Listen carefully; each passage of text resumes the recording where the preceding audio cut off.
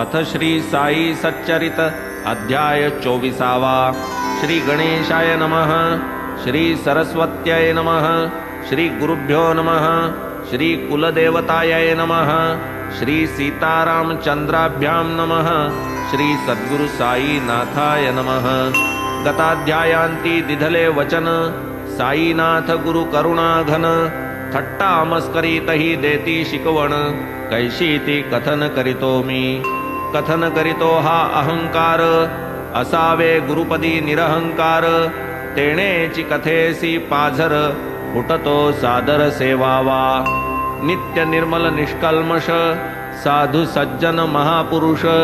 स्वच्छ निरभ्र जैसे आकाश शुद्ध निर्दोष तैसे ते।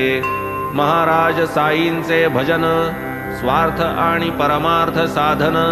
स्वस्वरूपी अनुसंधान समाधान अंतरी। जयामनी स्वहित साधणे कथेसी आदर धरावा तेणे। सहज परमानंद भोगणे सार्थक साधणे जीवाचे। श्रवणे लाभेल निज विश्रांती निरसेल भवभयाची भ्रांती। होईल परमानंद प्राप्ती श्रोतिया सद्गती रोकडी।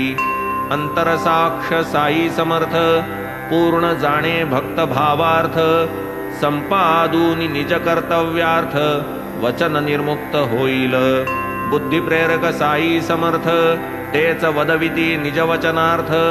कथीन यथामती तद्भावार्थ स्वार्थ परमार्थ साधक। नव्हे अंध ना रातांधळे डोळे असोन जन आंधळे।